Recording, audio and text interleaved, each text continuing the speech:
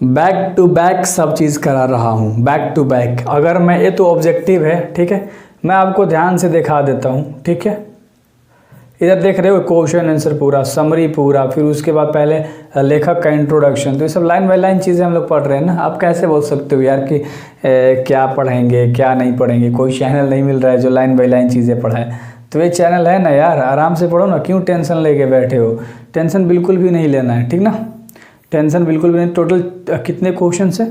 22-26 question है total. आराम से करते हैं बिल्कुल भी, ठीक है, बिल्कुल भी जोश के साथ करते हैं। तो पहला सवाल आपका कह रहा है, ध्यान से देख लेना, ठीक है। Mahatma Gandhi died on, Mahatma Gandhi died on यानी कि महात्मा गांधी की मृत्यु कब हुई थी। डाइड मतलब क्या होता है मेरे भाई?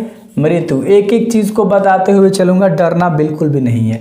30 जनवरी 1948 को, है ना। और देखो, अगर एसासिनेटेड पूछ देगा, एसासिनेटेड मतलब क्या होता है मेरे भाई? उसी दिन इनको मार के हत्या कर दिया गया था। तो एसासिनेटेड नहीं, हत्या का डेट पूछेगा मृत्यु वाला, तो यही बताना है।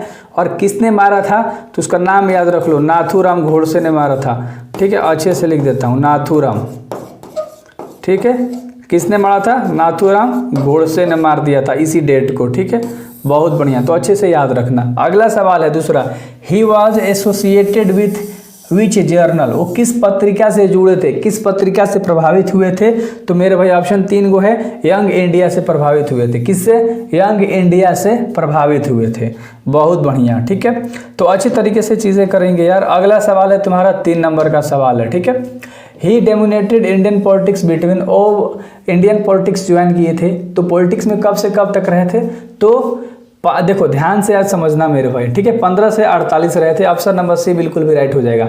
1915 से 1948 तक वो पॉलिटिक्स में रहे थे, ठीक है। अगला चौथा सवाल करते हैं, he was more than politician, वो एक पॉलिटिशियन तो थे, है ना, राजनीतिक में तो थे, राजनेता तो थे, लेकिन उससे ज़्यादा भी वह क्या थे कि स्पिरिचुअल लीडर थे, स्पिरिचुअल लीडर थे। अच्छे से याद रखना, क्या थे? Spiritual leader. बहुत बढ़िया मेरे भाई, ठीक है। अगला 5वां सवाल, he was popularly known as, ये किस नाम से फेमस थे? तो इनको बापू कहा जाता था। बापू, क्या कहा जाता था? बापू कहा जाता था महात्मा गांधी को। चलो कोई दिक्कत नहीं, टोटल चीज़ें समझ में आ रही हैं।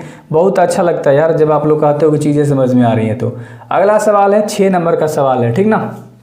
What is the name of autobiography, जो महात्मा गांधी ने ऑटोग्राफी लिखा है यानी कि खुद से बुक लिखा था, है ना, उसका नाम आपको बताना है। तो माई एक्सपेरिमेंट विथ ट्रूथ, ठीक ना, सच के ऊपर आधारित एक उन्होंने किताब लिखा था, माई एक्सपेरिमेंट विथ ट्रूथ। किसने लिखा था? महात्मा गांधी ने लिखा था।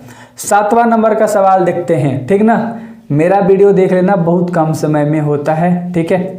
हमेशा अपने आप को बनाने के लिए उस हद तक मेहनत करनी चाहिए जिस हद तक हो सकती है, ठीक ना। ये 30 साल से पहले इतना रगड़ देना है, इतना मेहनत कर देना है कि भाई कुछ बन जाना है, बेहतर बेहतर बनना है। सिर्फ बनना नहीं है, बेहतर बनना है। वादा कर लो खुद से, कसम खा लो किसी की जो आपका बहुत करीब हो, उसकी कसम खा लो, उससे दूर ना हो पाओ, और ये काम को कर लो कैसे भी डर डर के, ठीक ना। तो वहाँ तक पहुँचना है 30 से पहले। अगला सवाल है, सिर्फ बोर्ड में पास नहीं होना हम लोग को, जीवन के रेस में भी पास होना है। 10वां नंबर का सवाल है, the existing chapter has been taken from which books. Gandhi ji, Gandhi ji के कौन से बुक से इस चैप्टर को लिया गया है? जो आपका चैप्टर है इंडियन सिविलाइजेशन एंड कल्चर, जिसको आप पढ़ रहे हो, तो किस बुक से लिया गया था? My experiment with truth.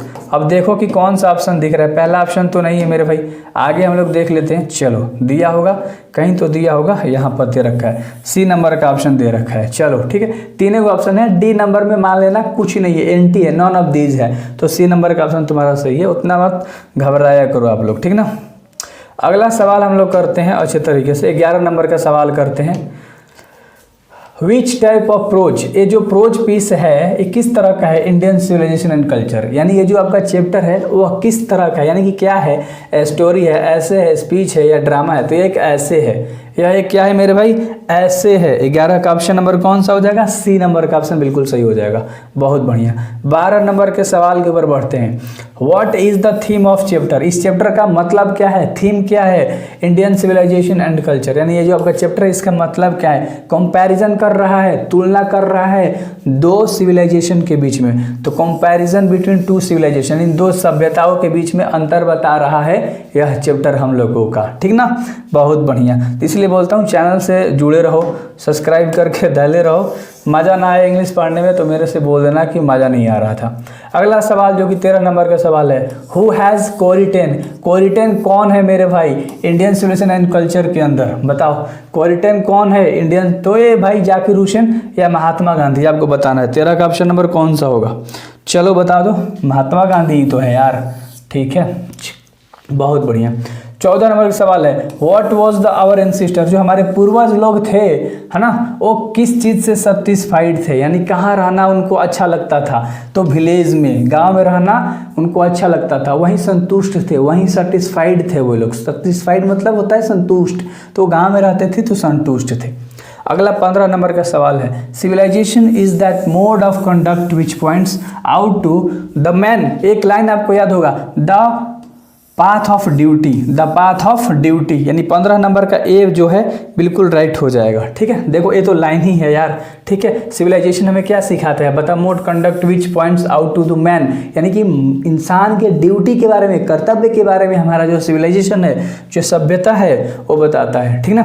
16 number का सवाल है, the glory of India is that remains, जो अरे यार ये क्या होगा, 16 का ऑप्शन फटाक से बता दो। इमूवेबल है ना, क्या होगा, इमूवेबल। इस क्वेश्चन का तो कोई अर्थ ही नहीं है, बहुत आसान सा सवाल था, क्या ही बताना। चलो 17 नंबर का बताओ, हु वॉज फेरोज। फेरोज कौन था मेरे भाई, इजिप्ट का एक शासक था।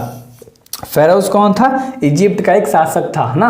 एम्पेरर मतलब होता है शासक, राजा बोल सकते हो, राज करने वाला। What was the Gujarati equivalent. Gujarati equivalent क्या है, उसका मतलब क्या है सिविलाइजेशन के अंदर, यानी ना उसकी सभ्यता का क्या मतलब है। गुजराती इक्वावेलेंट की सभ्यता के बारे में बात कर रहा है, उसकी सभ्यता का क्या मतलब है, ठीक है। तो यहाँ पर तुम्हारा क्या हो जाएगा मेरे भाई, 18 का option number A, good conduct, ठीक है ना, गुड कंडक्ट। चलो बहुत बढ़िया। अगला सवाल है जो कि 19 नंबर का सवाल है, ज़्यादा सवाल नहीं है, 26 गो सवाल है। 19 नंबर का सवाल है कि in the world of Gandhi, पूरे दुनिया में गांधी जी ने कहा है mind is a restless bird, mind is a restless bird. यहाँ पर क्या आ जाएगा, रेक्टलेस, है ना। ऊपर भी मैंने शायद बताया आपको, या समरी में भी मैंने कराया था। तो रेक्टलेस बर्ड कहाँ दिख रहा है, यहाँ पर, बुक नहीं बर्ड, सॉरी, ठीक ना। यानी कि बेचैन पक्षी की तरह हमारा दिमाग होता है, यह बात महात्मा गांधी ने कहा था। अगला सवाल 20 नंबर का, इंडिया सिविलाइजेशन वर्कशिप, जो हमारी भारत की सभ्यता है वह किसके साथ मिलके काम करती है मेरे भाई, बताओ किसके साथ मिलके काम करती है। इमोरलिटी, अनैतिकता के खिलाफ काम करती है, अनैतिकता के खिलाफ काम करती है। अगला सवाल, what does the western civilization propagate. Western civilization क्या प्रोपोगेट करता है भाई, बताओ। 21 का ऑप्शन नंबर कौन सा हो जाएगा, ए, इमोरलिटी, अनैतिकता को ही बढ़ावा देता है, प्रोपोगेट करता है, बढ़ाता है, ठीक ना, बहुत बढ़िया। अगला सवाल है 22 नंबर का, हैप्पीनेस इज लार्जली, जो हमारी खुशी है ना वो बड़े पैमाने पर क्या है, मेंटल कंडीशन। हाँ यही हो जाएगा, मेंटल कंडीशन है, खुशी एक मेंटल कंडीशन है, मानसिक स्थिति है हमारी, ठीक ना। चलो अगला सवाल है जो कि 23 नंबर का सवाल है, हम लोग करते हैं। Sacrifice is the soul aim of our, ए भाई ले लो। चलो बताओ सेक्रीफाइस कौन करता है, सेक्रीफाइस मतलब त्याग कौन करता है, aim of our, soul of, तो ये ऋषि लोग करते हैं, सेक्रीफाइस कर देते हैं। 23 का ऑप्शन नंबर सी होगा, ठीक है। 23 का ऑप्शन नंबर क्या होगा, सी। ऋषि लोग क्या करते हैं, सब चीज़ सेक्रीफाइस कर देते हैं अपने एम के लिए, यानी कि ज़िंदगी को अजीब तरीके से कर देते हैं, ना मोह ना माया ना शादी ना बाल ना बच्चा, सब कोई झंझट नहीं ना।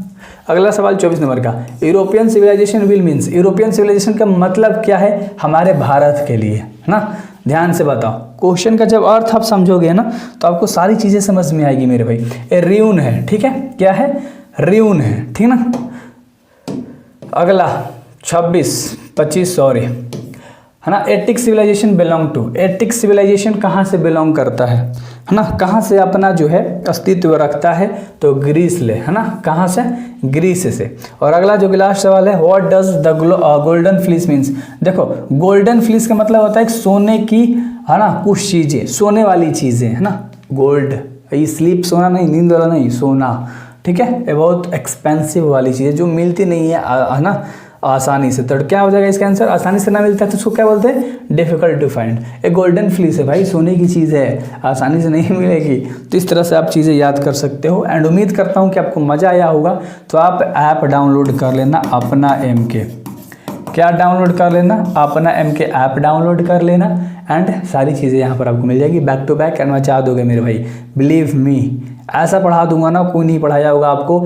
एंड आप मचा दोगे अपने बोर्ड एग्जाम में। तो मैं चाहता हूँ कि आप इस चैनल से जुड़ के रहो, अपने दोस्तों को बताओ एंड फोड़ दो।